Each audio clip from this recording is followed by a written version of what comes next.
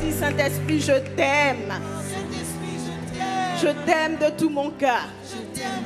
Est-ce que tu peux envoyer un bisou au Saint-Esprit? Un bisou, Saint-Esprit. Alléluia. Amen. On va s'asseoir dans la présence de Dieu. Et pendant que tu t'assois, tu vas dire à un voisin à gauche, le Saint-Esprit va te faire du bien ce matin. Tourne-toi à droite, dis à ton voisin de droite, le Saint-Esprit va te faire du bien ce matin. Alléluia. Dis encore, Saint-Esprit, je t'aime. Alléluia. Bien-aimés, on ne réalise pas toujours la puissance du Saint-Esprit dans nos vies. Ceux qui ont le Saint-Esprit et qui marchent quotidiennement avec lui savent que l'Esprit de Dieu fait toute la différence. Alléluia. Il est un esprit de sagesse, un esprit de force, un esprit de révélation. Le Saint-Esprit, quand il est dans ta vie, il fait toute la différence. Amen. Acclame encore le Saint-Esprit avec moi. Alléluia. Il est présent dans ce lieu. Et ce matin, il va nous faire du bien. Amen. Est-ce que tu es content d'être dans la présence de Dieu? Moi, je suis débordante de joie.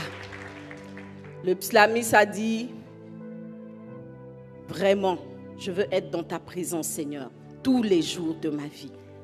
Vous savez, si je pouvais être dans ce lieu tous les jours, je le ferais. Quoique c'est presque tout comme. Hein? Si vous venez les lundis, sauf le lundi, sinon mardi on est là, mercredi on est là, jeudi on est là. Et puis on s'en porte bien. Parce que être dans la présence de Dieu, c'est la meilleure chose qui puisse arriver à une personne. Alléluia. C'est notre plus grand bien, c'est notre plus grand trésor. Amen. Et depuis le début de l'année, nous sommes en route pour le overflow vous a noyé ou bien c'est quoi le problème? Alléluia. Nous sommes en route pour le overflow. Amen. Et c'est une réalité. C'est une vérité. Ça a dépassé, n'est-ce pas, le cadre de la vérité. Maintenant, c'est palpable. C'est une réalité. Alléluia. Que nous vivons tous les jours. Parce que le Seigneur a annoncé, il est en train de faire.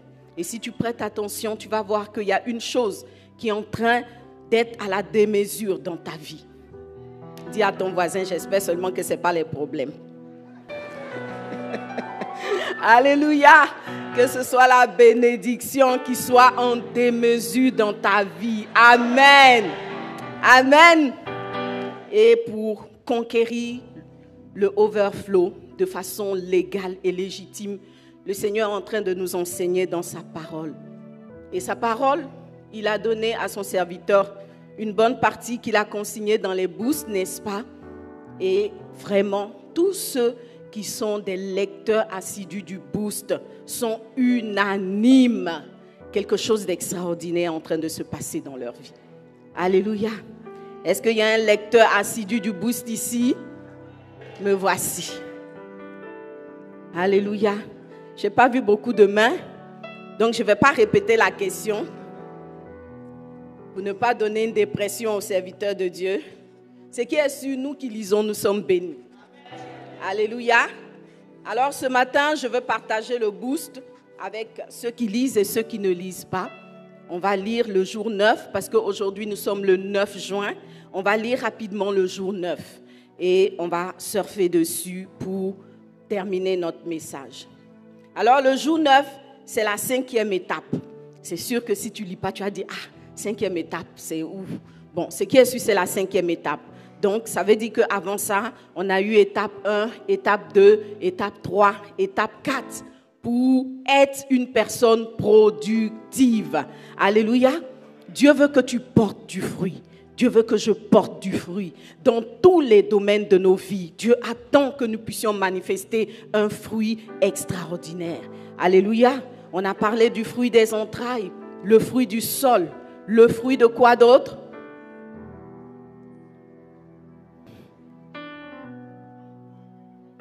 Le fruit du troupeau. Amen.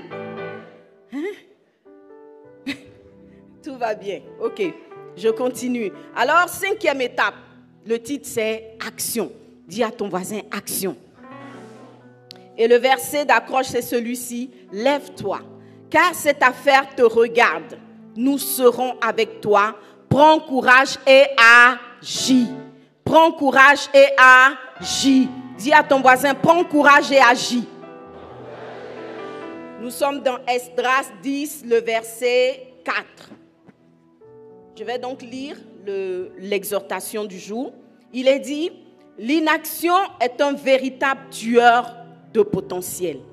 Tout comme Timothée, dont le don a été affaibli par l'inaction, due à la timidité de Timothée 1,7, beaucoup paralysent leur talent en étant inactifs ou inactives par crainte de l'échec. Du regard des autres, par crainte de l'échec, à cause du regard des autres, à cause de la procrastination. J'aurais pas pu gagner le concours de dictée là, c'est sûr. Alléluia. La procrastination, la paresse ou à cause du manque de ressources. Tout fruit, qu'il soit issu des entrailles ou du sol, connaît un temps de gestation suivi du temps de l'accouchement. 9 mois pour un bébé, 3 mois pour un maïs, etc. Il vient un moment où ton potentiel doit impérativement se manifester. Lorsque le temps de l'accouchement arrive, le bébé ne demande pas si les conditions nécessaires sont arrivées, sont réunies pour qu'il sorte. Il cherche tout simplement à sortir. Que les parents soient prêts ou non à l'accueillir, il sort. Vous savez, hein, voilà, c'est comme ça que des femmes ont accouché à la maison. Elles n'étaient pas dans le bon timing. Le bébé n'a pas attendu que tu arrives dans le meilleur hôpital. Des fois, il sort à la maison, il sort dans le taxi quand on n'est pas connecté. Voilà, ça arrive. Il vient un moment, alors donc, que les parents soient prêts ou non, il sort. Seulement, si au temps de l'accouchement, la mère reste inactive, refusant de se mettre en position d'accouchement et de pousser, le bébé peut mourir étouffé.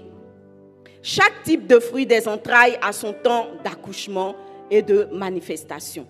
Si tu ne prends pas l'initiative d'agir à ce moment-là et de libérer ton potentiel, ton don risque d'être étouffé et tu l'éteindras. Tu dois te lever et agir. Être proactif, car cela est crucial pour ta destinée. As-tu reçu le don de guérison? Lève-toi et prie pour les malades. As-tu reçu un don d'architecte? Lève-toi, va te former et commence à concevoir des projets. Aimes-tu danser? Lève-toi et danse. Lève-toi, lève-toi, ne reste pas couché. Ne te complais pas dans la réflexion excessive ou les calculs incessants. Lève-toi, lève-toi. Dis à ton voisin, lève-toi. Lève-toi. Le bébé est prêt à sortir. Lève-toi. Va chez la sage-femme. Lève-toi, agis. Je ne peux pas te dire comment le monde réagira en te voyant manifester ce que Dieu t'a donné. Je ne sais pas si tu auras les ressources pour financer ton projet naissant. Cependant, je peux te dire avec certitude que si tu ne te lèves pas pour agir, ton don s'éteindra. Non par manque de financement, mais par inaction. J'ai vu des chantres qui n'ont jamais interprété leurs chansons parce qu'ils n'ont pas trouvé de producteur. Des évangélistes qui n'ont jamais commencé leur ministère parce qu'ils n'ont pas trouvé de financement. J'ai vu des idées qui n'ont jamais vu le jour par peur du plagiat. Lorsqu'une grossesse est à terme, l'enfant doit sortir et la mère doit se lever pour agir. Ton idée sera peut-être plagiée. Peut-être que certains se moqueront de toi. D'autres pourront t'exploiter. Peut-être échoueras-tu la première fois. Peut-être que tu n'auras pas les ressources pour financer la suite.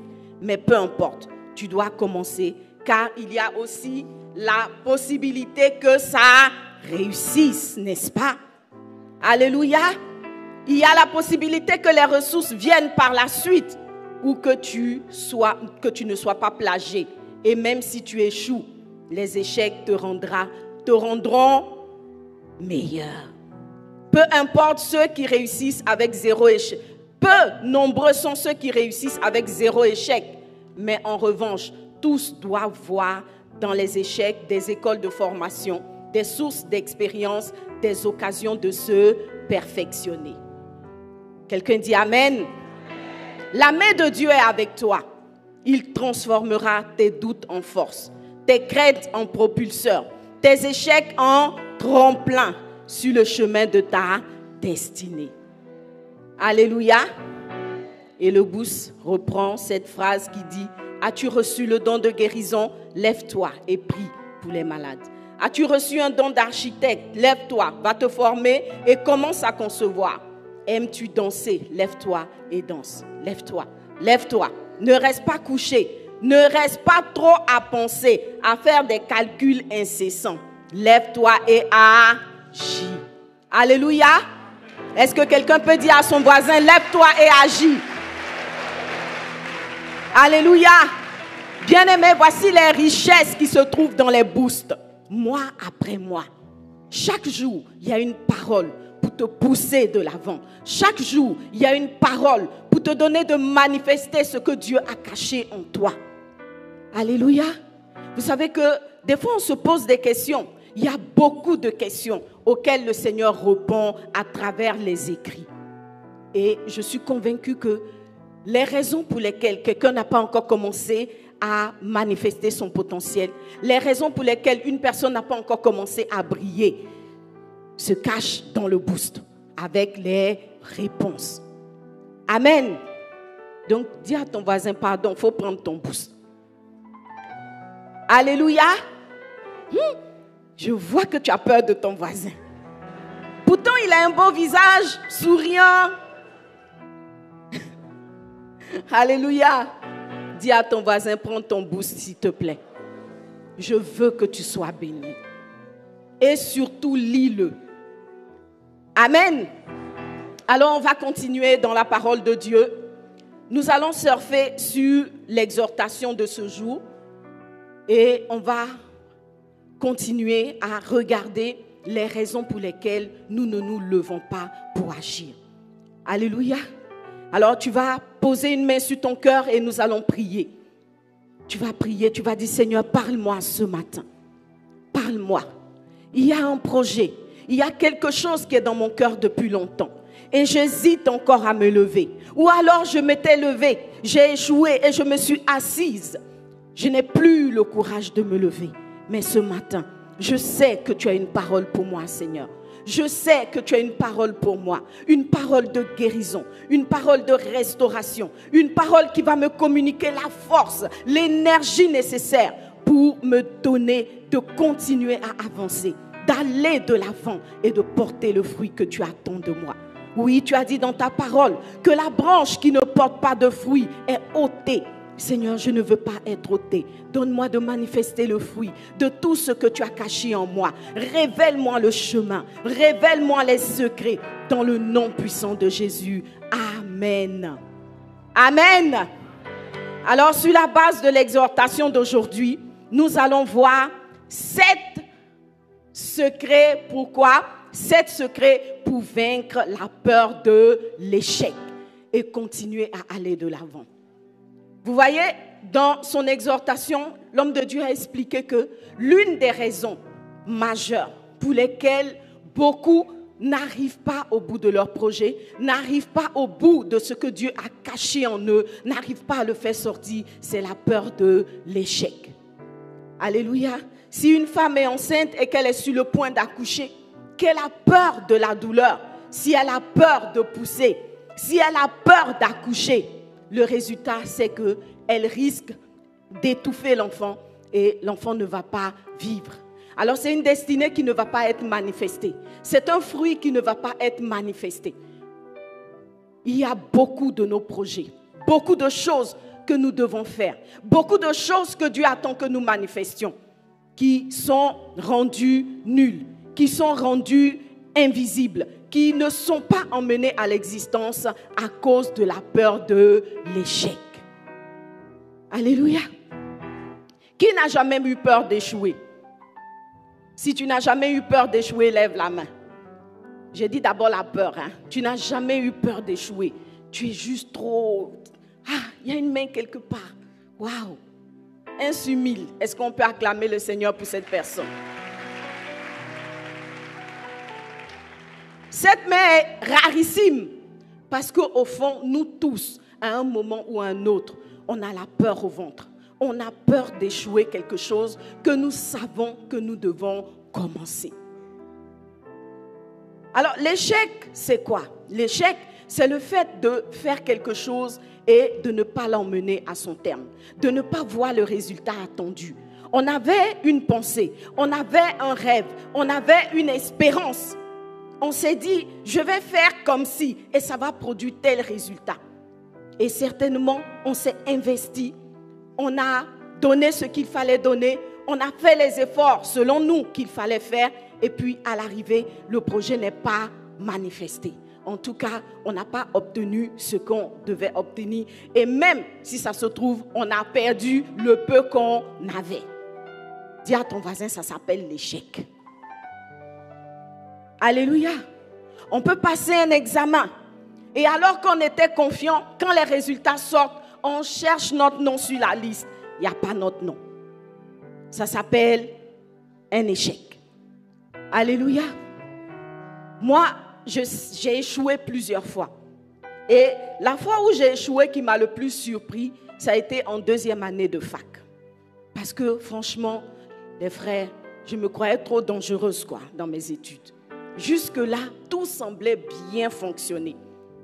Et puis, je suis allée passer, c'était un DUG, ou je ne sais plus comment on appelle cet examen, 2e année de faculté de droit, 1re session. Je me disais, waouh, ça c'est dans la poche. Et le jour des résultats, je suis allée chercher sur la liste, je n'ai pas trouvé mon nom. J'ai regardé, re-regardé, je n'ai pas trouvé mon nom. En plein jour, je cherchais une torche pour bien éclairer la liste des admis. Vous savez, ce qu'il y a d'extraordinaire avec les examens, c'est qu'on ne met que la liste des admis. Il n'y a pas la liste de l'échec. Voyez, cela signifie tout simplement que, oui, effectivement, il n'y a pas de gloire pour les échecs, pour ceux qui échouent. Il n'y a pas une liste où on va mettre ton nom pour dire, voilà quelqu'un qui a brillamment échoué. Voyez, l'échec nous fait entrer dans l'anonymat. L'échec nous fait rentrer dans l'ombre. Quand tu as échoué, il n'y a pas ton nom quelque part. Personne ne va te célébrer, personne ne va te louer, personne ne va t'acclamer, personne ne va te féliciter d'avoir échoué, sauf si c'est un sorcier. Alléluia. Alors je n'ai pas trouvé mon nom sur la liste et j'étais choquée. Je me suis dit, waouh, donc je pouvais échouer. Et je me suis dit, non, ce n'est pas possible. Ils ont dû faire une erreur. Voyez. Je suis allée à l'administration. Et je leur ai gentiment dit qu'ils avaient oublié un nom sur la liste. Ils m'ont regardé bizarrement. Du genre, mais toi tu sors d'où? On n'a pas oublié. Ton nom n'est pas là-bas, non. C'est que ce n'est pas là-bas. Ta place n'est pas parmi les admis. Et quand je suis rentrée chez moi, d'abord à l'administration, ils m'ont dit, si ton nom n'est pas là, c'est que tu as échoué.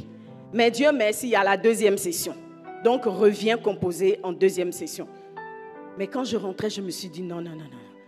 Je ne peux pas me lever encore pour aller composer. Ça, c'est bon, c'est fini. Ils n'ont qu'à garder leur examen. Voyez, j'étais comme vidée de toute énergie, de toute force. Et quand je suis rentrée dans ma chambre de cité, j'ai déjà raconté ce témoignage, je me suis couchée. Quand je me suis couchée, j'ai vécu de façon physique ce qu'on appelle que l'échec te paralyse. J'étais paralysée, couchée sur mon lit. Je n'arrivais même pas à lever un doigt. J'étais paralysée physiquement. Ce n'était pas en esprit. C'était physiquement. Je n'arrivais pas à me lever. Il y avait comme un poids qui me paralysait de toutes parts. Et je suis restée couchée comme ça pendant des heures. Jusqu'à ce qu'un moment, je commence à pleurer. Quand j'ai fini de pleurer toutes les larmes de mon corps pour cet échec, j'ai pu enfin lever une main. J'ai pu enfin lever un pied. Alléluia. Dis à ton voisin, échouer là, ça fait mal. Alléluia. L'échec fait mal. L'échec fait mal. Il y a des histoires drôles qui racontent que des gens ont échoué et puis bon, ils étaient contents. Non, ça c'est histoire drôle. En vrai, dans la vie véritable, chaque échec est un poignard. Quand tu échoues quelque chose pour lequel tu t'es investi, tu vas le sentir. Alléluia. Tu vas le sentir. Parce que l'échec laisse des traces. Et en vrai, personne n'aime échouer. Personne n'aime échouer. Alors des fois, on peut se poser la question de savoir, mais est-ce que Dieu m'a créé pour échouer? Parce que il se trouve qu'il y en a qui collectionnent les échecs. Ça arrive. Échec, échec, échec, échec. On me parlait de quelqu'un qui a échoué 10 fois à l'entrée en 6e. Alors moi, je me suis posé la question de savoir, mais il faisait quoi là-bas après la 4e fois? On dit qu'il était persévérant. J'ai dit non, il y a des persévérances là. Ce n'est pas nécessaire. Tu as fait CM2 jusqu'à 10 fois. Pourquoi? Alléluia. Alors quand on est habitué à échouer ou bien quand on échoue, on se pose souvent la question de savoir, est-ce que Dieu nous a créés pour l'échec? Je veux dire à une personne que Dieu ne t'a pas créé pour l'échec. Dieu n'a créé personne pour l'échec. Alléluia. Mais l'échec est un élément du parcours. Alléluia. En Jérémie 29, 11, ce verset que nous connaissons et que nous aimons tellement, le Seigneur nous dit, car je connais les projets que j'ai formés sur vous. Projets de paix et non de malheur, afin de vous donner un avenir et de l'espérance. Nous devons partir sur une base commune. C'est le principe que Dieu nous a créé pour réussir quelque chose. Alléluia. Il n'y a pas le groupe de ceux qui veulent réussir à droite ou qui doivent réussir à droite et à gauche le groupe de ceux qui doivent échouer. Non. Dieu nous a tous créés pour réussir. Dieu nous a tous créés pour porter du fruit. Dieu nous a tous créés pour manifester une victoire quelque part. Je pensais que tu allais acclamer. Ou bien tu ne crois pas? Il faut croire. Le Seigneur dit, je connais les projets que j'ai formés sur vous. Sur chacun de nous, Dieu a un projet de paix. Et l'échec ne donne pas la paix. C'est la réussite qui donne la paix dans le cœur. Il dit, il veut nous donner un avenir et de l'espérance. Et c'est la vérité. Dieu a un plan d'avenir pour toi. Il a un plan de bénédiction, un plan de réussite pour toi. Est-ce que tu peux acclamer le Seigneur? Alors oui, malgré le projet de Dieu, malgré la volonté de Dieu, nous ne réussissons pas toujours ce que nous entreprenons. C'est ce que j'étais en train de dire. On peut être bon quelque part, mais l'échec va passer par là pour X ou Y raison. On peut avoir un projet pour lequel on s'est beaucoup préparé et puis on va échouer.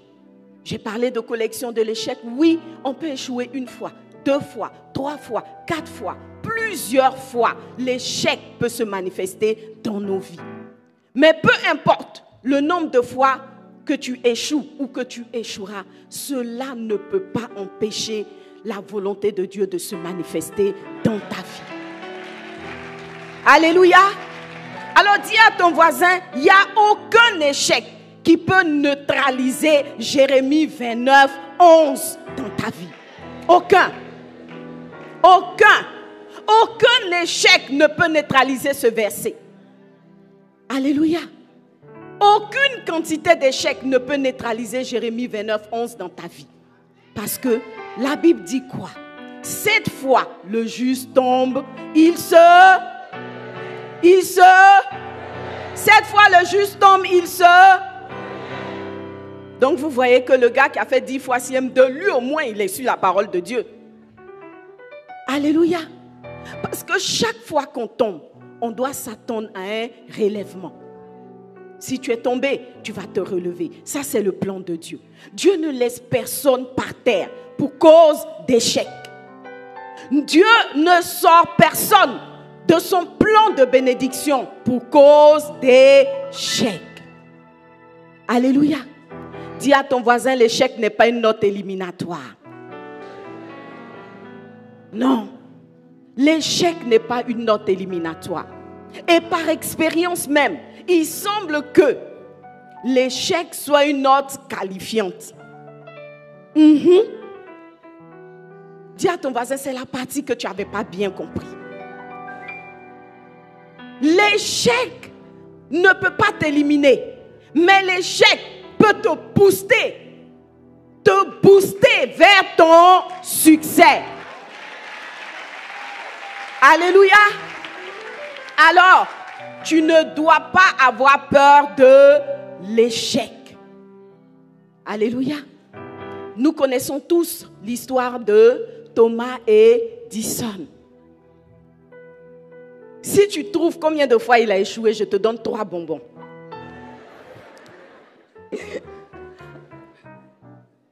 Qui sait combien de fois Thomas Edison a échoué dans la tentative de fabriquer l'ampoule? Les élèves de terminale, aidez-nous. Qui? Hein? Tu es trop loin. Comment? Combien? Tu es presque arrivé. Tu es presque arrivé. Comment? 1000. Rond comme ça, 1000. Hein? La vie n'est pas aussi parfaite.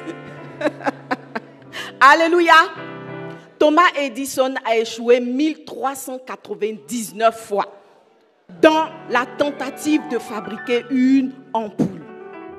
Alors, il y a un journaliste à son époque qui l'a interviewé et qui lui a demandé « Qu'est-ce que ça vous fait d'avoir échoué ?» Puis il a donné le nombre, 1399 fois dans la tentative de fabriquer l'ampoule. Et qui connaît sa réponse? Il a répondu « Non, je n'ai pas échoué 1399 fois. J'ai découvert 1399 manières de ne pas réussir une ampoule. » Waouh! Je pensais que tu allais acclamer le Seigneur.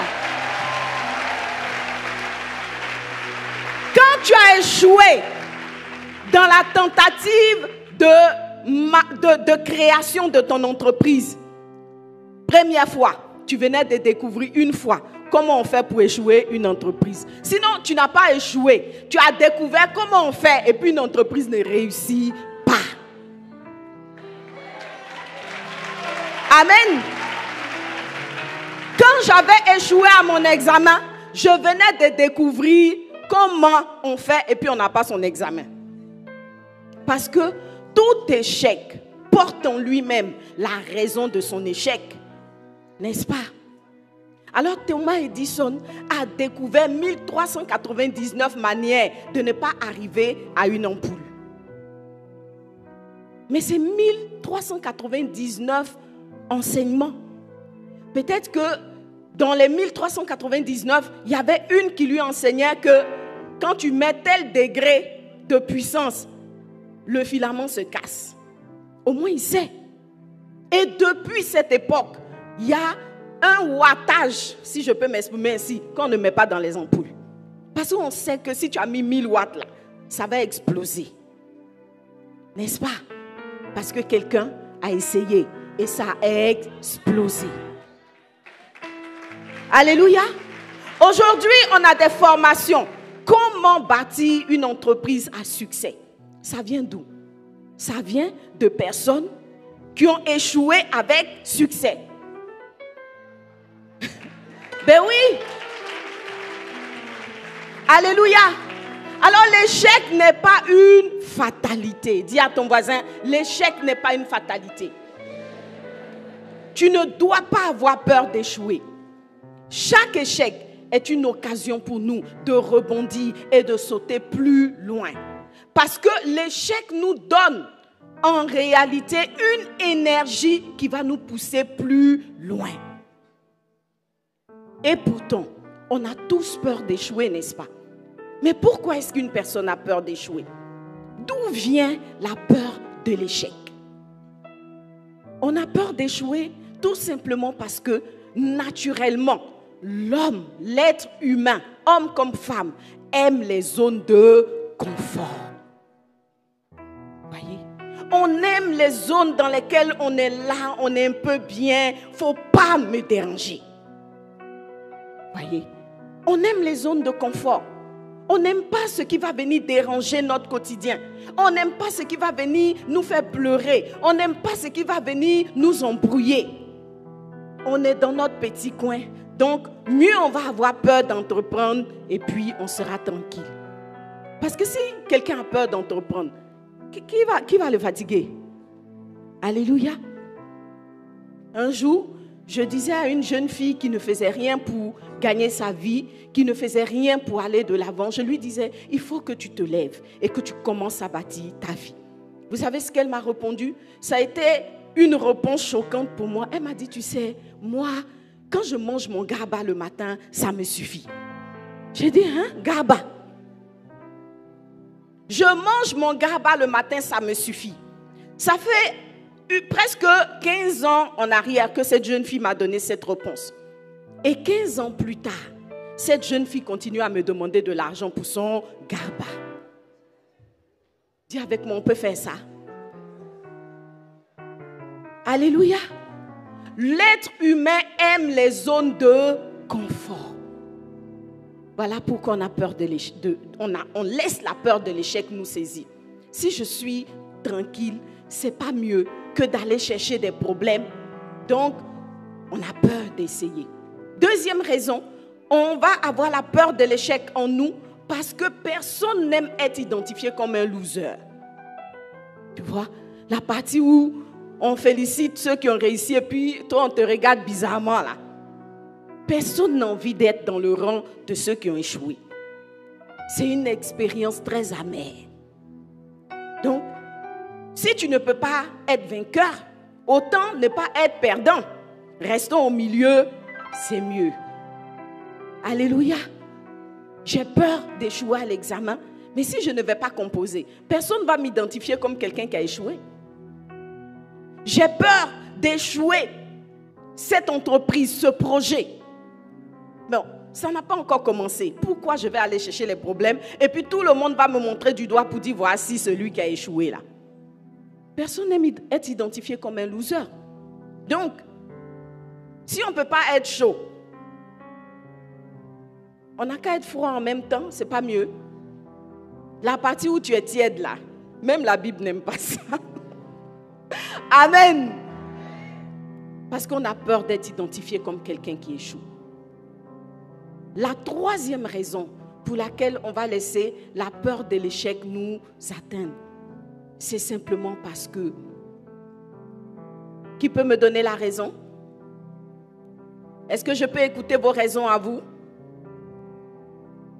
Pourquoi tu as peur d'échouer?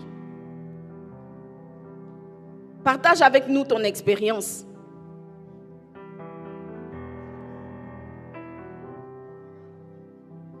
Est-ce qu'on peut acclamer le Seigneur? Waouh! 10/10. Le regard des autres. Alléluia. C'est presque similaire, mais ce n'est pas tout à fait pareil. Être identifié comme un loser et puis le regard des autres. Vous voyez, on a peur des qu'en dira-t-on.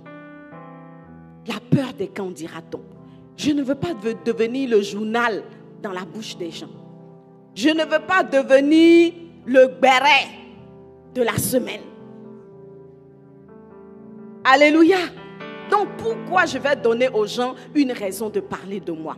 Autant je ne vais rien faire. C'est mieux. Vous voyez? Donc voici les raisons pour lesquelles on a peur d'entreprendre. Maintenant, de façon pratique, on parle de la peur de l'échec. Comment ça se manifeste? Comment est-ce qu'on peut regarder une personne et dire, voici une personne qui a peur de l'échec?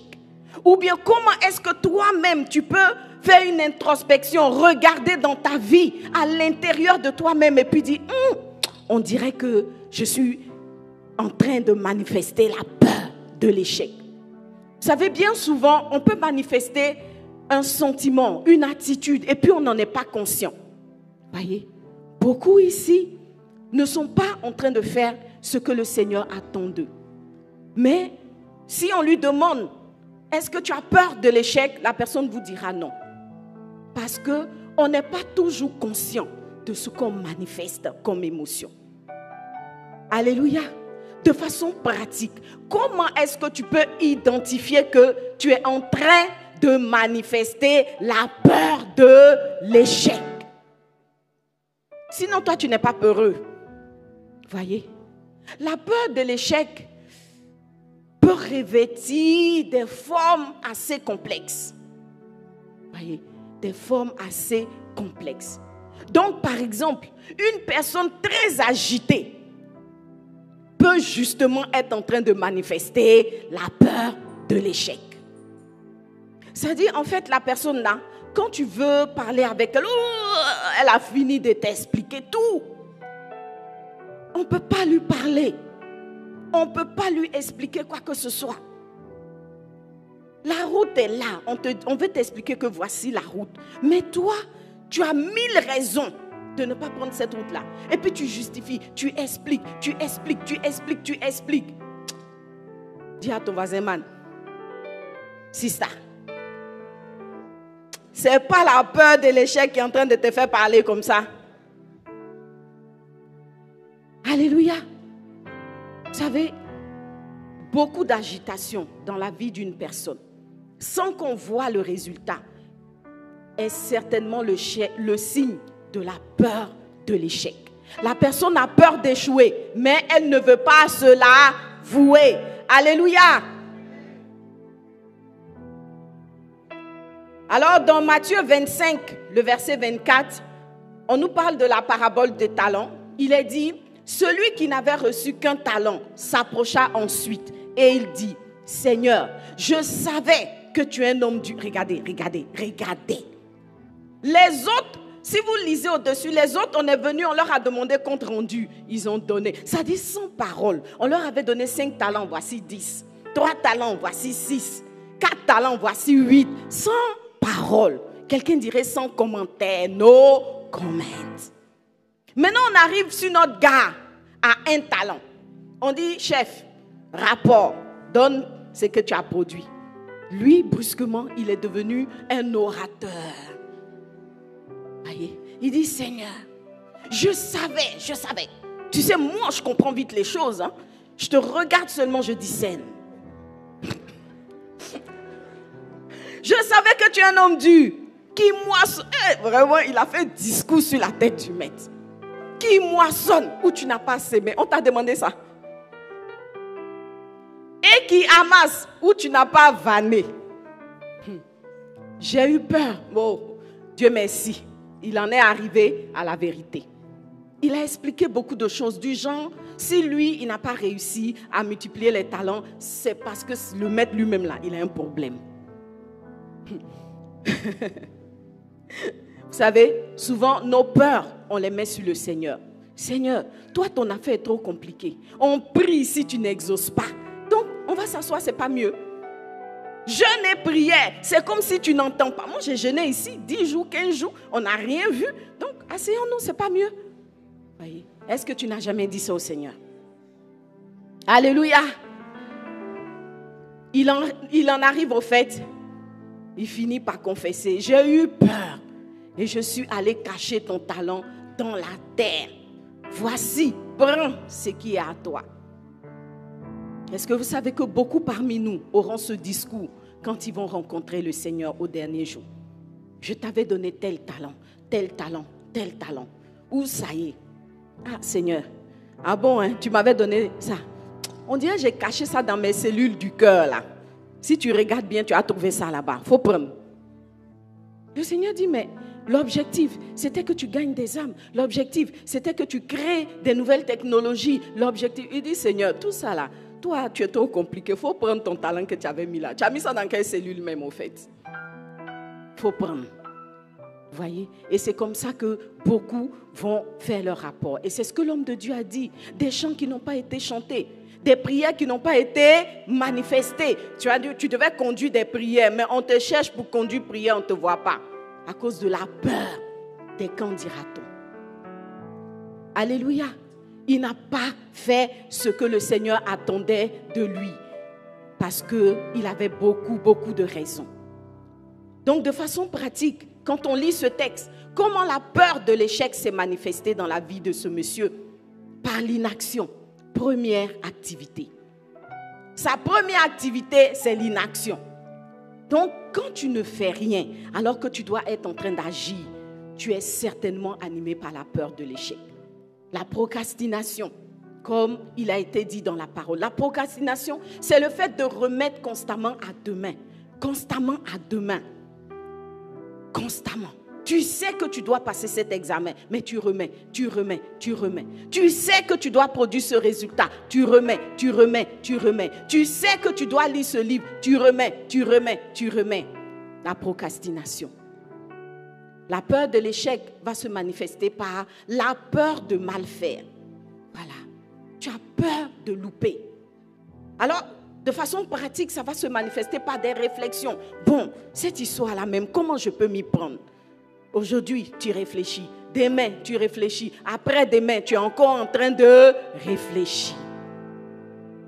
Et le discours de celui qui a la peur, n'est-ce pas, de ne pas produire le résultat, il va dire, bon, et si on réfléchissait encore un peu? Et si on réfléchissait encore un peu? Tu sais, le théorème de Pythagore, là, on dirait que ça prévient que si tu vas là-bas, tu vas échouer. Hein? Pythagore est parti il y a longtemps. Nous, on est là. Et si on avançait? Alléluia. Trop de réflexions, trop de remarques, trop de discours comme ce monsieur montre que tu as peur d'aller de l'avant parce que tu as peur d'échouer. Donc des calculs interminables. Et puis au final, on ne voit rien. Il y a des personnes comme ça. Il y a des hommes comme ça. Ils doivent aller de l'avant. Ils doivent produire quelque chose pour mettre leur famille à l'abri. Mais eux, ils sont dans les calculs seulement. Ils calculent, ça ne finit pas. Il y en a d'autres qui vont manifester ça différemment. Ils vont à l'école, ça finit pas. Mais la vie active, là, tu vas aborder ça quand? Dis à ton voisin, on dirait que tu as peur d'échouer ta vie. Alléluia. Des inquiétudes injustifiées, des excuses bidons. Et puis, ça va se manifester par la timidité. Quelqu'un qui est trop timide, il a une paralysie psychologique. Trop timide. On te pousse devant, tu recules. On te pousse devant, tu recules. C'est une manifestation de la peur de l'échec. Et j'ai parlé de l'agitation excessive. Voyez, voici des signes qui, s'ils sont présents dans ta vie, doivent te prouver que tu as peur d'échouer. C'est une peur qui peut être de base. C'est-à-dire, tu n'as rien fait encore, mais tu as peur d'échouer. Et puis, ça peut être une peur secondaire, ce qu'on appelle une peur secondaire, qui résulte d'un échec précédent. Quelqu'un avait commencé, il a échoué, alors il a peur désormais d'échouer. C'est une peur secondaire. Ça vient après un échec. Peu importe, qu'elle soit primaire ou secondaire, tu dois savoir que Dieu n'a pas peur de l'échec. Et il n'a pas honte des personnes qui échouent. Alléluia. Il n'a pas peur d'être le Dieu des personnes qui ont échoué. Alléluia. Parce que il dit, quand tu es faible, c'est alors que je suis fort. Comment est-ce qu'on va identifier que tu es faible si ce n'est pas par des échecs? Dieu est le Dieu de ceux qui ont échoué. Il n'a pas peur d'être appelé leur Dieu. Alléluia. Vous savez pourquoi? Parce qu'en vérité, il y a très peu de personnes, comme le pasteur l'a dit, qui n'ont pas vécu un échec. Et même, le fait de tout réussir dans l'esprit de certaines personnes est un mauvais présage. Comment toi tu fais et puis tu réussis tout? Comment? Voyez? Bon, il y a des personnes qui ont des grâces particulières, qui réussissent tout ce qu'elles commencent à n'importe quelle saison, n'importe quelle période. Mais ces personnes sont combien? En vérité, vivre même nous expose à des échecs. Alléluia. La vie même s'écrit avec des échecs. Tu ne peux pas vivre sans échouer. Je veux dire ça à une personne ce matin. Si tu es trop abattu parce que tu as échoué, c'est que tu n'as pas compris la vie. Pourquoi? Parce que quelqu'un a dit, la vie même est une prise de risque permanente. Alléluia. Si tu commences à rire ici à gorge déployée, tu es quoi? Tu es heureux, non? Mais si tu sais que ta mâchoire risque de se bloquer. La fête des rires, là, peut finir à l'hôpital. Alléluia. Rire même te met en danger. Est-ce que tu sais qu'on peut tomber en marchant? Quelqu'un qui ne tombe pas, c'est qu'il ne s'est pas levé. C'est qu'il n'est pas en train de marcher. Mais en marchant, il y a aussi le risque de tomber. Alléluia. En parlant, il y a le risque de se tromper. Amen.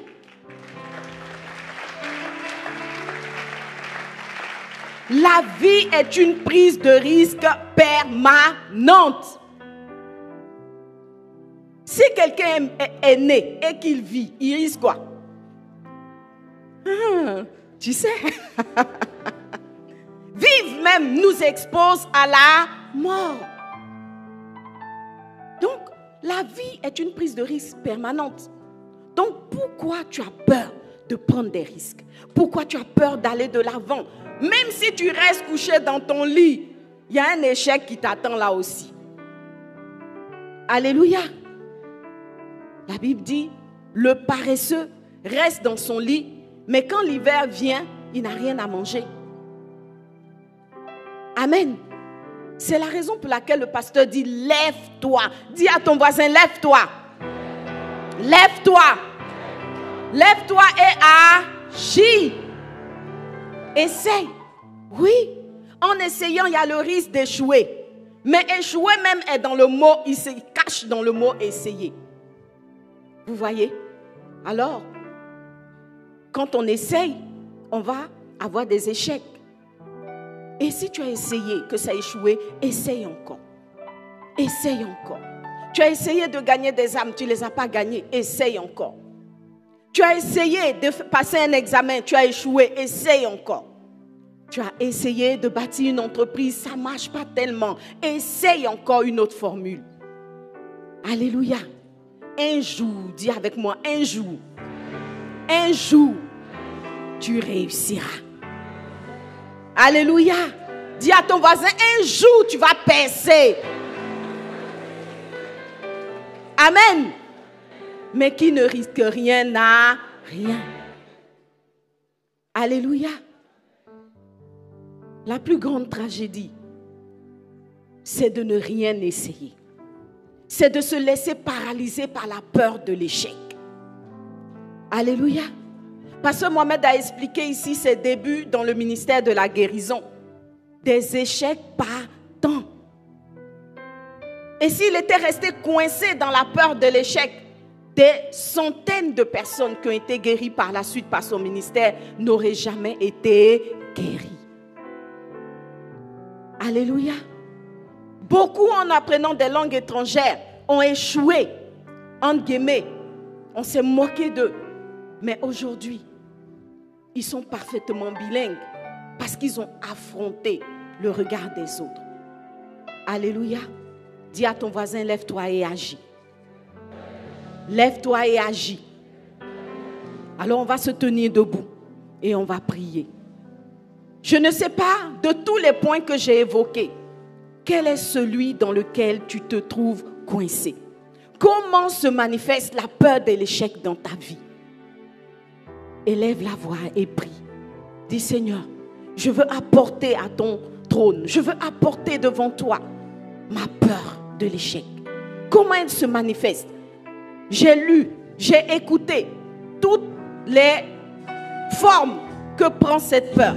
Seigneur, voici j'ai identifié, voici mon problème. Voici comment je me cache derrière cette peur-là. Délivre-moi, Seigneur. Élève la voix et prie. Élève la voix et prie. Que ce soit une peur primaire, que ce soit une peur secondaire. Dis Seigneur, oui, j'ai peur. J'ai peur de prendre la parole en public. Et je me cache derrière beaucoup de discours, derrière beaucoup de justifications. J'ai peur d'entrer dans ce foyer, dans ce mariage. Et je me cache derrière des commentaires, des critiques de l'autre. Seigneur, j'ai peur d'avancer plus loin dans le ministère. Viens à mon secours. Voici comment cela se manifeste dans ma vie. Oh Dieu, tu m'as appelé peut-être à commencer une activité, mais j'ai peur, Seigneur. Et voici comment cela se manifeste. Délivre-moi, papa. Délivre-moi, papa. Délivre-moi, papa. Délivre-moi, papa. Délivre-moi, papa. Oui, peut-être que le Seigneur t'appelle à aller vers une autre nation. À aller vers une autre nation. Mais tu as peur. Et cela se manifeste dans des justifications. Oh non, ce pays est comme ci. Oh non, j'ai telle chose ici. Je ne peux pas laisser.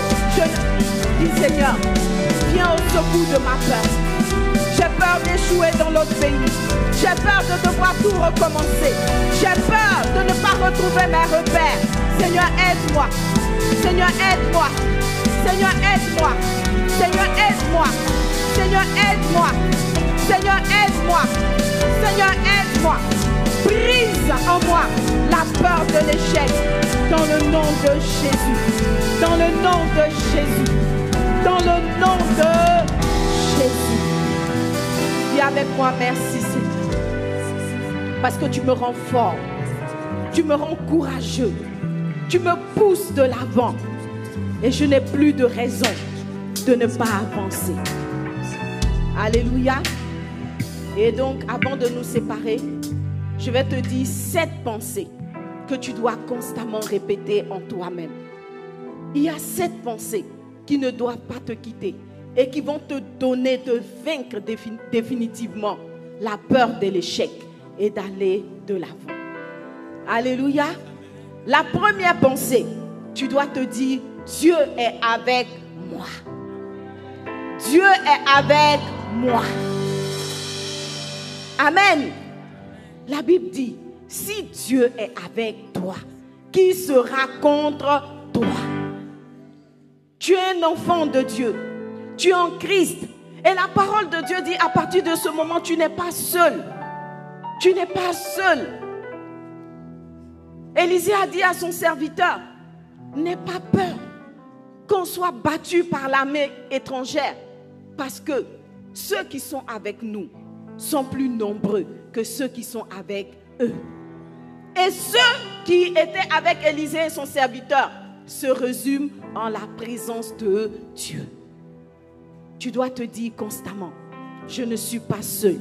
Dieu est avec moi. Il est au contrôle de ma vie. C'est une pensée très importante. Et il dit dans Ésaïe 41, le verset 10, version parole de vie, il dit, n'aie pas peur, je suis avec toi. Ne regarde pas autour de toi avec inquiétude. Oui, ton Dieu, c'est moi. Je te rends fort. Je viens à ton secours et je te protège avec ma main puissante et victorieuse. Oui, Dieu est avec toi. Dieu le dit à une personne ce matin qui a le sentiment qu'elle est seule, qu'elle est abandonnée. Non, tu n'es pas seule. Dans ce projet, tu n'es pas seul. Dans ce déplacement, tu ne seras pas seul. Dans cette nouvelle expérience, tu ne seras pas seul. Le Seigneur dit, je suis avec toi. Alléluia. Dans le psaume 23, David dit, le Seigneur est mon berger. Je ne manquerai de rien. Il me fait reposer dans des champs verts, d'herbes vertes, donc dans des verts pâturages. Il me conduit au calme, près de l'eau. Tu n'auras pas soif, même si le désert semble se dresser tout autour de toi. En vérité, Dieu met autour de toi des pâturages, même si tu ne les vois pas. Il dit, il me rend des forces, il me guide sur le bon chemin pour montrer sa gloire. Alléluia, dis à ton voisin, tu n'es pas seul. Le Seigneur est avec toi. Deuxième vérité, je l'ai dit dans mon développement, mais tu dois te le répéter, c'est important. Tu dois te dire que échouer n'est pas un échec. Dis avec moi, échouer n'est pas un échec. Waouh! Échouer n'est pas un échec. C'est un tremplin. Alléluia. Est-ce que tu peux commencer à répéter ça? Dis avec moi, échouer n'est pas un échec. C'est un tremplin. Quelqu'un va dire, ah, ils sont en train de faire l'apologie de l'échec. Oui. Parce que tous ceux qui ont réussi des choses extraordinaires sont passés par l'échec. Alléluia. Troisième pensée que tu dois te dire constamment à toi-même. Qui ne tente rien n'a rien. Dis avec moi, qui ne tente rien n'a rien. Ça signifie que les mêmes causes vont toujours produire les mêmes effets. Si tu veux continuer à manger à Tchéké Gaba pendant 15 ans sans changer ton régime alimentaire, c'est ton choix. Alléluia. Mais si tu as des rêves, si tu veux manifester quelque chose de différent, si tu veux voir Dieu réaliser des grandes choses avec toi, parce que Dieu a un projet de construction avec toi. Il veut te développer, il veut t'emmener plus loin, il veut manifester des choses incroyables dans ta vie. Et ça va chercher que tu te lèves. Parce que qui ne tente rien n'a rien. Amen. Dis à ton voisin, rester dans la prière éternellement ne change rien. Alléluia. Parce que ça, c'est le gros problème des chrétiens. Vous voyez, je crois que des fois, on doit se rendre à l'évidence. On doit être réaliste. Des fois, beaucoup de personnes qui ne connaissent pas le Seigneur ne prient pas vraiment. Mais elles agissent. Et quand on agit, son résultat aussi est là. Tu vois? Si tu restes dans la prière éternellement, c'est sûr, tu auras beaucoup d'onction. Mais beaucoup d'onction inexploitée. Tu dois prier et ensuite te lever pour passer à l'action. Alléluia. Dis à ton voisin, sois un chrétien qui agit, qui essaye quelque chose. Amen. Dans l'un des boosts précédents, l'homme de Dieu a dit, il faut avoir la sagesse du serpent. Le serpent là, il essaye ici, il essaye ça, il essaye ici, il essaye ça. Forcez, dis Tchoko Tchoko, un va marcher. Tchoko Tchoko, un va marcher. Mais si tu n'essayes pas, qu'est-ce qui va marcher? Rien. Alléluia. Dis avec moi, je vais tenter. Je vais essayer encore. Je vais pousser encore. Et le Seigneur me donnera la victoire. La quatrième pensée que tu dois constamment te dire, c'est celle-ci. Tu dois te dire constamment, je n'ai pas reçu un esprit de peur ni de timidité. Et ça, c'est ce que Paul a dit à Timothée. Il lui a dit, ce n'est pas un esprit de timidité que Dieu nous a donné. Voyez, la timidité n'est pas une vertu. Ce n'est pas un fruit de l'esprit. La timidité va t'empêcher de manifester le potentiel. Alors tu dois te dire, si tu sens que tu es constamment intimidé, tu es constamment à raser les murs, tu es constamment à chercher à ne pas être vu, ce n'est pas une qualité. Oh. Voilà, ce n'est pas une qualité. Ce n'est pas de l'humilité. C'est de la timidité. Or, la Bible dit, nous n'avons pas reçu un esprit de timidité. Quatrième pensée, dit avec moi, je n'ai pas reçu un esprit de peur. Je n'ai pas reçu un esprit de peur. Ni de timidité. Ni de timidité. Bien-aimé, on n'a pas reçu un esprit de peur. Ne sois pas comme ce serviteur qui avait reçu un talent. Il a laissé la peur de beaucoup de choses le paralyser. Il s'est enfermé dans l'esprit de peur. Et il a été recalé. Il a perdu la récompense. Alléluia. Déjà même, il n'a pas eu le plaisir de voir des choses être bâties par sa main. Parce qu'il est resté dans la peur. Je ne sais pas combien d'années le maître a fait dans son voyage. Si le maître a fait 15 ans, lui seul 15 ans, il est resté dans son coin à grelotter. Attends, l'hiver est passé. En hiver, tu grelottes. Saison de pluie, tu grelottes. Été aussi, tu grelottes. Dis à ton voisin, pardon, lève-toi, on va partir. Alléluia. Ne reste pas dans la peur. Parce que tu as reçu un esprit supérieur. Alléluia. Cinquième pensée. Aucun défi n'est trop grand pour le fils ou la fille de Dieu que tu es. Waouh. Dis avec moi, aucun défi n'est trop grand pour moi. La difficulté, c'est maïs. Alléluia. Est-ce que vous êtes déjà posé la question pourquoi on dit que la difficulté est maïs?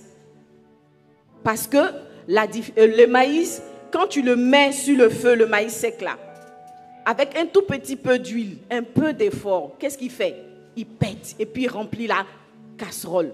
Et il va te donner quelque chose de beau à voir, quelque chose à manger, quelque chose de succulent. Alléluia.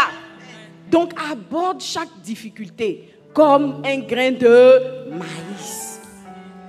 Laisse l'épreuve chauffer ton maïs. Laisse l'épreuve chauffer ton maïs. À l'arrivée, tu auras du pop-corn. Amen. Tu vois, ça commence par un mot bizarre, maïs. Mais à l'arrivée, tu as quoi? Popcorn.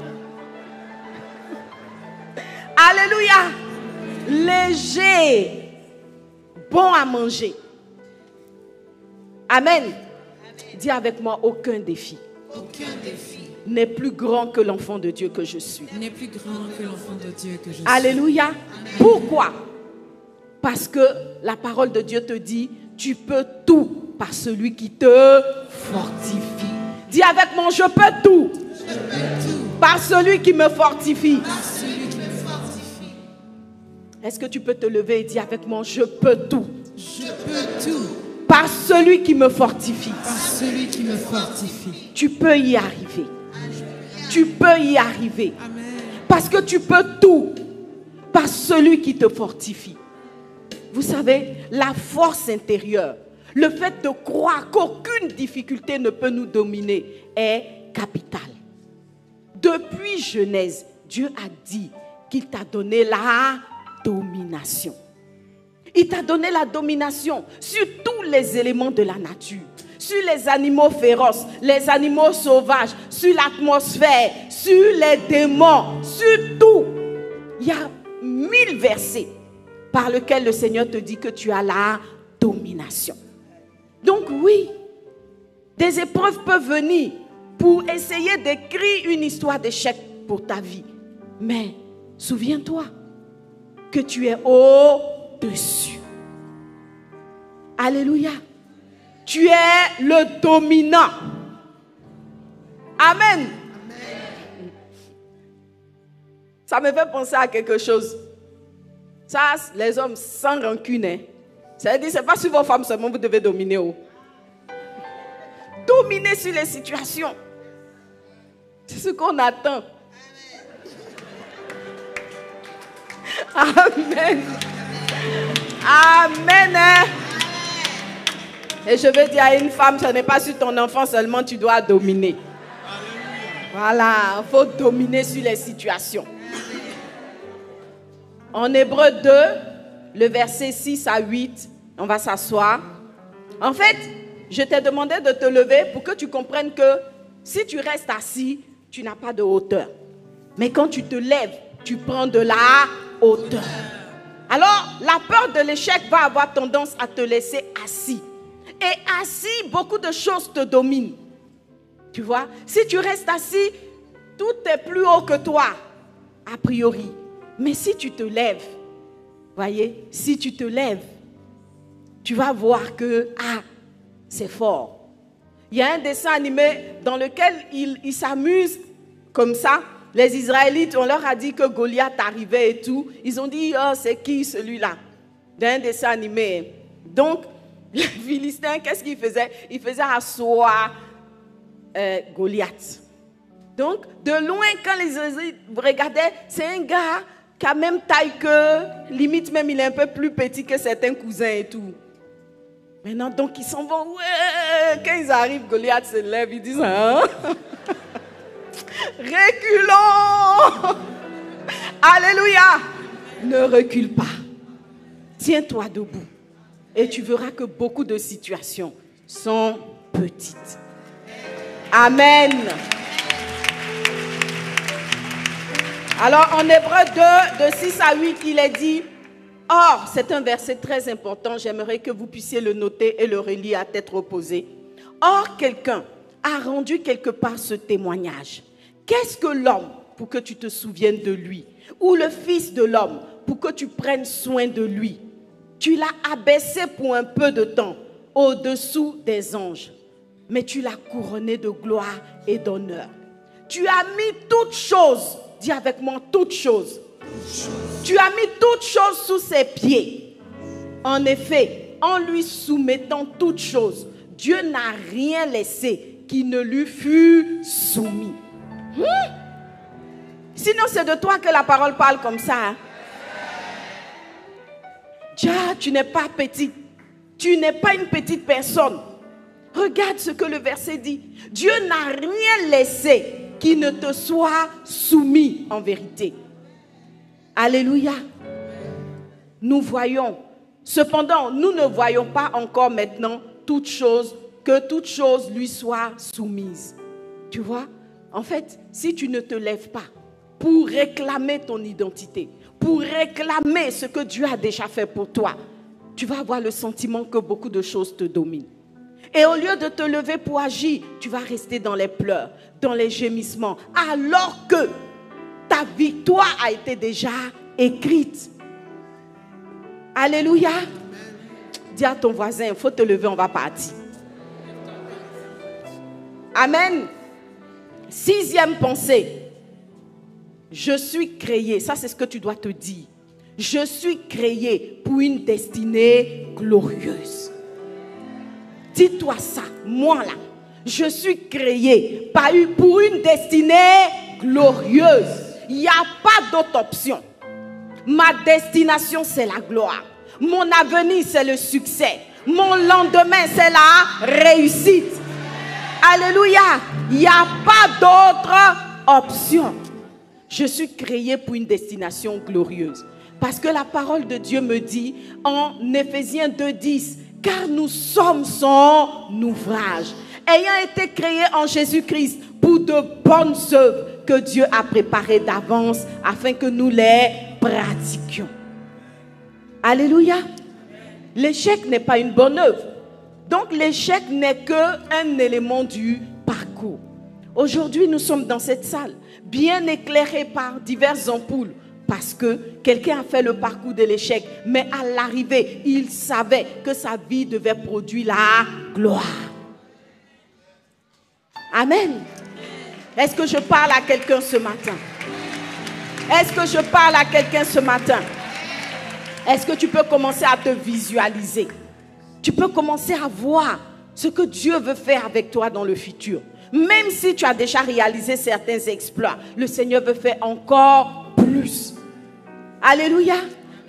À ceux qui avaient reçu les talents et qui l'ont produit, la Bible dit, on leur a donné le gouvernement de ville. Ça veut dire, avec Dieu, on va de gloire en gloire. Donc, tu dois rêver ton lendemain. Tu dois rêver ton après-demain. Tu dois rêver ta vie dans 5 ans, dans 10 ans. Et ton rêve ne peut qu'être qu'un rêve. Alléluia. Dis à ton voisin, pardon, les cauchemars là existent. Mais les cauchemars dehors, pourquoi tu veux rêver des choses compliquées? Pourquoi tu veux rêver l'échec? Pourquoi tu veux rêver quelque chose qui ne marche pas?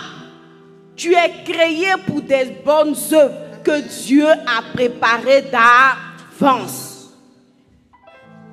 Ou bien tu ne crois pas? Je pensais que tu allais acclamer le Seigneur. Alléluia. Et la parole de Dieu est la vérité. Les bonnes œuvres. Il y a des gens qui ont créé les voitures. D'autres ont créé les portables dont tu ne te sépares plus. Quelqu'un a créé la chaise sur laquelle tu es assise. Quelqu'un a créé le vêtement que tu portes. Il y a des bonnes œuvres que Dieu a préparées pour toi. Ta vie ne peut que s'écrire gloire. Alléluia. Amen. Et le point 7, la dernière pensée, elle dit ceci. C'est la pensée, en tout cas, que moi j'essaye de me dire chaque fois. Assurément, je suis un vainqueur. Ma vie sera une source de bénédiction. Je marquerai ma génération. Dis avec moi, assurément. Je suis un vainqueur. Ma vie sera une source de bénédiction.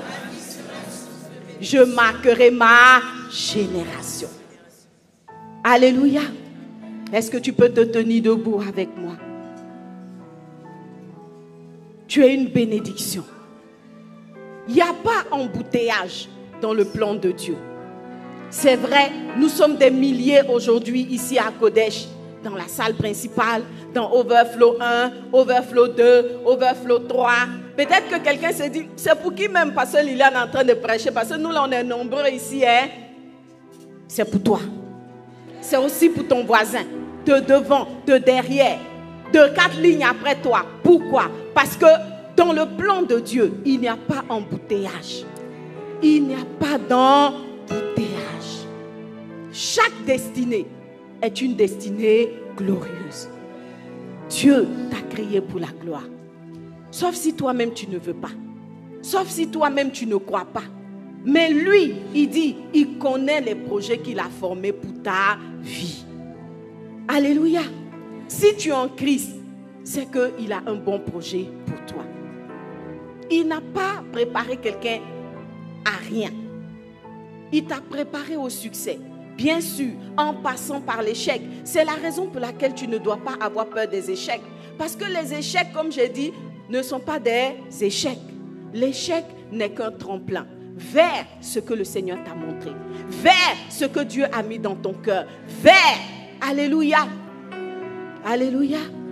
Le peuple d'Israël est passé par le désert, mais ce que Dieu a dit, c'est accompli. Et vous le savez, ceux qui ont cru en la promesse, ceux qui ont cru, tout en gardant l'espérance qu'aucun échec ne pouvait les empêcher d'atteindre la destination. Ils ont atteint ou bien ils n'ont pas atteint? Ils ont atteint. Ça a pris 40 ans, mais ce qui est sûr, ils sont rentrés dans le pays où coule le lait et le miel. Ceux qui ne croyaient pas, on leur a dit bye bye dans le désert. Amen. Ne laisse pas le désert finir avec toi. Ne laisse pas le désert t'enterrer. Ne laisse pas les échecs t'anéantir. La destination finale, c'est le pays où coule le lait et le miel. Alléluia. Alléluia. Amen. Dis à ton voisin, j'y serai.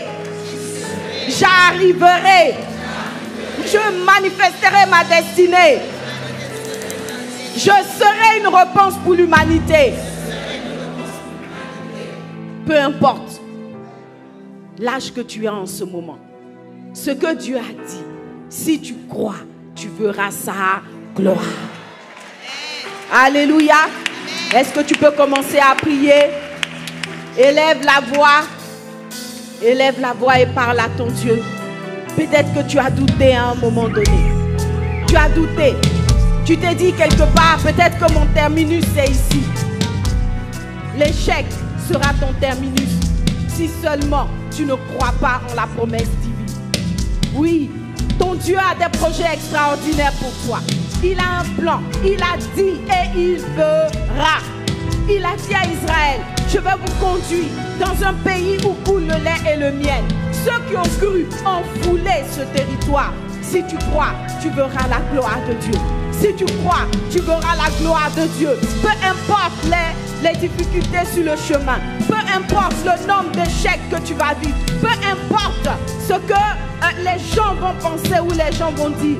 Si tu restes accroché à la promesse, si tu restes accroché à ce que Dieu a dit, à ce qu'il a promis, certainement, tu vas manifester ta destinée. Certainement, tu vas rattraper ton retard. Certainement, tu vas dépasser ceux qui étaient partis avant toi. Certainement, il va contracter le temps. Oh oui, si tu crois, tu verras la gloire de Dieu. Si tu crois, tu verras la gloire de Dieu. Non, tu n'es pas en retard. Parce que celui qui tient le chrono, c'est lui. Celui qui tient le chrono, c'est lui. C'est lui. C'est lui qui décide. C'est lui qui dit le match est fini. C'est lui qui dit quelqu'un est arrivé ou pas arrivé. Alors si tu crois, ce qu'il a promis se manifestera. Se manifestera. Se manifestera. Dans le nom de Jésus. Dans le nom de Jésus. Alléluia. Alléluia. Est-ce que tu peux chanter avec moi? Je ne sais pas si c'est un vieux cantique ou bien il est nouveau. C'est qui est sûr, il traduit ce que je veux dire. Nous sommes une génération choisie, appelée et son excellence. Je reçois la vie que Dieu m'a donnée sur terre. Est-ce que tu peux chanter ce cantique et le croire de tout ton cœur? Nous sommes une génération choisie, appelée pour montrer son excellence. Je déclare la vie que Dieu m'a donnée sur terre. Je sais qui je suis, je sais qui je dis je suis. Ce qui dit que j'aime, où il dit je suis. Je sais qui je suis, je sais qui je dis je suis. Ce qui dit que j'aime, où il dit je suis. Je sais qui je suis. Je marche dans la puissance, je marche dans le miracle. Je vis une vie de faveur, car je sais qui je suis. Je marche dans la puissance, je marche dans le miracle. Je vis une vie de faveur, car je sais qui je suis.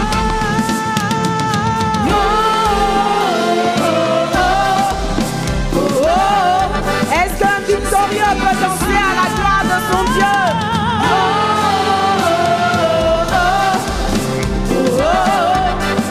Je sais qui je suis.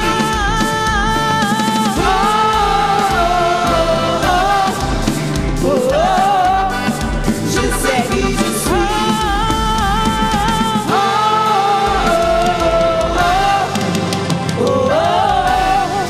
Je sais qui je suis.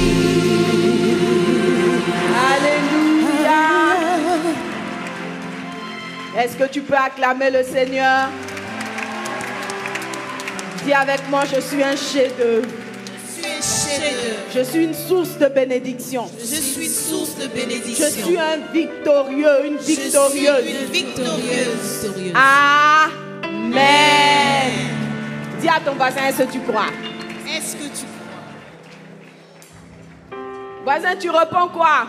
Oui, Je crois. Alléluia. Tu vas acclamer le Seigneur en t'asseyant.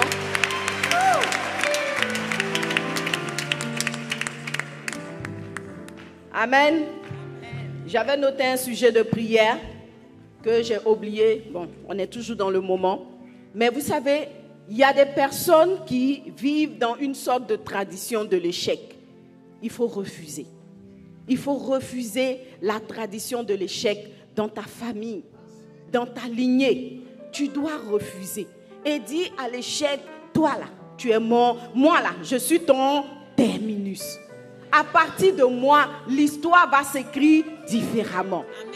Parce que certaines personnes ont la peur de l'échec justement parce que c'est comme une coutume, c'est comme un gène dans leur famille.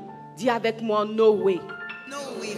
Et ce matin, le bishop Samuel Kamwanga qui a prêché, il a dit, même si avant c'était en cours, à partir du moment où tu appartiens à Christ, il y a une nouvelle destinée. Tu as un nouveau nom, tu as un nouveau sang, tu as un nouvel avenir. Tout est nouveau. Amen. La Bible dit, pour tous ceux qui sont en Christ, les choses anciennes sont passées.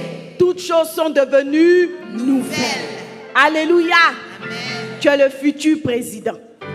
Tu es le PDG de ta famille. Amen. Tu es le milliardaire de ta famille. Amen. Tu es le créateur de ta famille. Amen. Tu es la star de ta famille. Amen. À partir de toi, votre nom de famille va devenir une référence. Amen. Est-ce que tu peux acclamer le Seigneur? Waouh! Dis avec moi, waouh! Wow. Alléluia! Amen. Merci Seigneur. Est-ce que tu as été béni par la parole de Dieu? Amen. Alors si tu as été béni par la parole, on va exprimer notre reconnaissance au Seigneur en lui apportant une offrande pour sceller cette parole. Est-ce que la com peut afficher les 7 vérités que nous devons garder dans notre cœur? C'est cette vérité. Tu vas semer sur ces 7 vérités. Tu vas dire, Seigneur, c'est cette vérité. Je veux qu'ils restent dans mon cœur. Je veux les attacher sur la table de mon cœur. Et j'apporte une offrande pour connecter avec ces vérités et les voir se manifester en moi, être constamment active dans ma pensée et dans ma vie. Alléluia. Amen. Là, comme pardonnez, mettez une écriture qu'on peut voir. Ne faites pas la sorcellerie sur nous ici. Voilà. Nous, on veut partir avec nos bénédictions. Mettez une écriture que tout le monde peut lire. Amen. Alors, on va apporter une offrande d'action de grâce. Et pendant que tu fais ton offrande, tu vas parler au Seigneur encore une fois. On va faire les offrandes conduites par notre équipe de louanges. Merci Seigneur.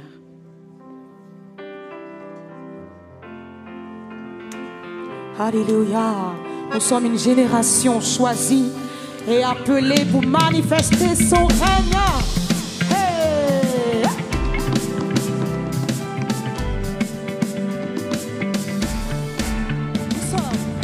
Nous sommes une génération choisie, appelée pour montrer son excellence. Je réclame la vie que Dieu m'a donnée sur terre. Je sais qui je suis. Nous sommes une génération choisie. Nous sommes une génération choisie, qui est appelée pour montrer son excellence. Et toi Je réclame la vie que Dieu m'a donnée sur terre. Je sais qui Dieu dit que je suis. Ce qui dit que je suis. C'est ça. Où il dit que je suis. Oui. Je sais qui je suis. Je sais qui Dieu dit que je suis. Ce qui dit que j'aime. Où il dit que je suis. Je sais qui je suis. marche. Dans la puissance. Dans les miracles. Je vis une vie de valeur. Car je sais qui je suis. Dans la puissance. Je vis une vie de faveur, car je Nous sais célébrons Jésus.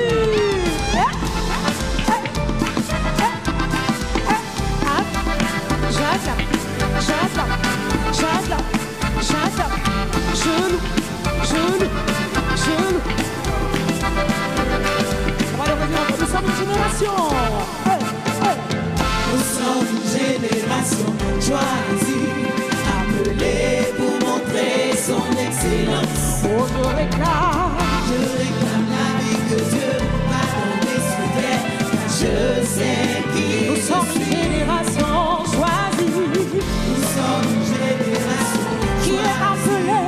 appelée pour montrer son excellence. Alors je réclame. Je réclame la Moi vie je que Dieu réclame la vie de Dieu. car je sais Oh, je sais.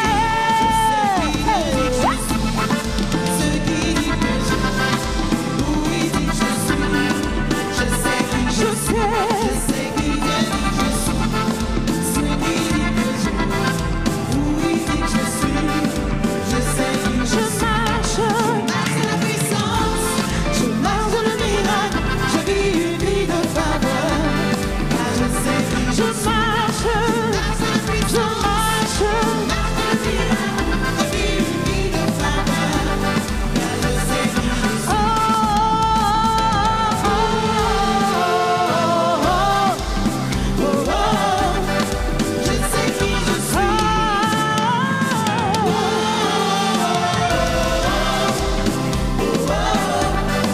Je sais qui je suis.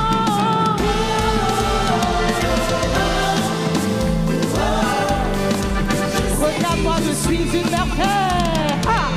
Regarde-moi, je suis une merveille. Ah. Peu importe ce que tu vois, Sa gloire est sur moi, car je sais qui je suis. Regarde-moi, je suis une merveille. Peu importe ce que tu vois, sa gloire est sur moi. Regarde-moi, regarde-moi. Regarde-moi, je suis une merveille. Ah. Peu importe ce que tu vois, sa gloire est sur moi. car je sais qui je suis. Ah.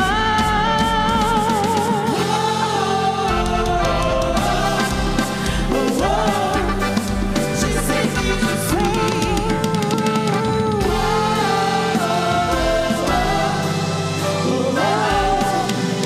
Je sais qui je suis. Je sais. Alléluia. Alléluia. Seigneur, nous voulons te dire merci pour ces offrandes que tu nous as donné d'apporter.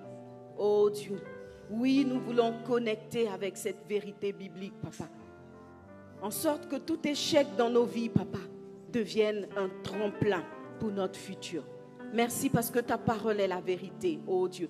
Tu accomplis cela dans la vie de chacun de tes enfants ici présents. Merci pour tout ce que tu fais. Bénis ces offrandes, Dieu vivant. Bénis, oui, les mains qui ont apporté. Bénis également les mains qui vont apporter prochainement.